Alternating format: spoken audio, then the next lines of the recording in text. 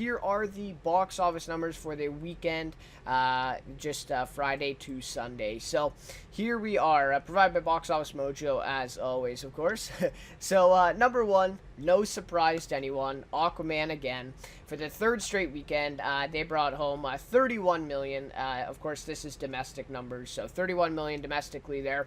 Number two, which was a surprise though, was Escape Room with 18,238,000 this week.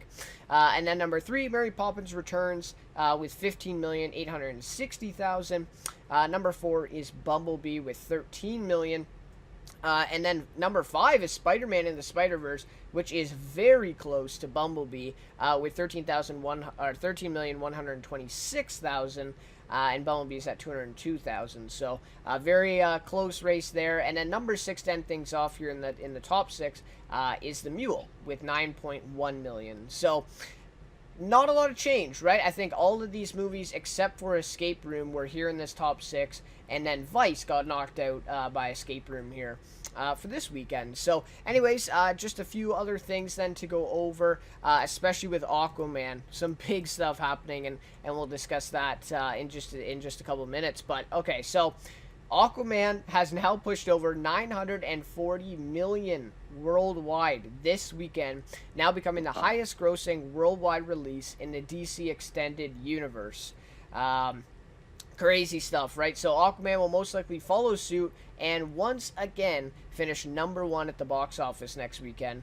Kind of inevitable, right? So they will become the first film in DCEU to secure the top spot at the box office for 4 weekends in a row, if they are, to finish number one next weekend. So, and then another part to that is internationally, which has been obviously a huge part of Aquaman's success, is Aquaman added another 56 million internationally this weekend, now totaling 681 million international total. So, let's hear your thoughts, Greg, on this one. 940 million, on their way to $1 billion. It's really inevitable right now, so we've been talking about it a lot. What do you think about this one? It's pretty crazy. I mean, I think the thing that sticks out for me is when you mentioned 4 weekends in a row, and especially in a time where there's other like major releases from other big studios like Mary Poppins, Bumblebee. Oh yeah. Obviously, Spider-Verse was a few weeks prior, but obviously Sony's a massive studio, and I mean even Immortal Engines, that's a big studio. To have that the leading in the box office 4 weekends in a row, really impressive. And I mean, this movie's doing extraordinarily well. Really nice moneymaker for DC and Warner Brothers.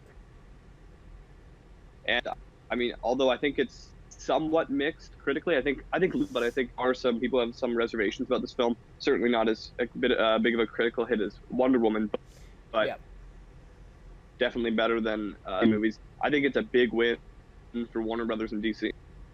Yeah, and I mean, you and I talked about comparing to Wonder Woman too, and how Wonder Woman, they made 820 million, I believe, with Wonder Woman, and now Aquaman gonna hit $1 billion. Honestly, and now the question's like, how far can they go past $1 billion? Right. Which is crazy. I would say it would probably be maybe the second biggest surprise of the year, next to Venom. Yeah, well, or even Black Panther was a massive earner for a solo film. Yep, that's true. Yep. So yeah, I mean, Black Panther, you want to put that in there? Aquaman, and Venom. I mean, Venom did 800 million, right? No one really expected that. Yeah, as well as Bohemian Rhapsody. Can't forget about that. It's a massive hit financially. Yep, that's true. Not quite to the scale, right, of the superhero movies, but still definitely a success. Yeah, no, that's a good one too. I'm sure we could put together quite a big list by the end of it. But yeah, just a really great surprise for DCU, and of course now they have Shazam coming. I believe is it March? I think, or I'm not sure about the dates, the date of it, but yeah, it sounds about right. Sometime in that. Sometime around there, and. They got some momentum back, especially then after Justice League, now coming with Aquaman.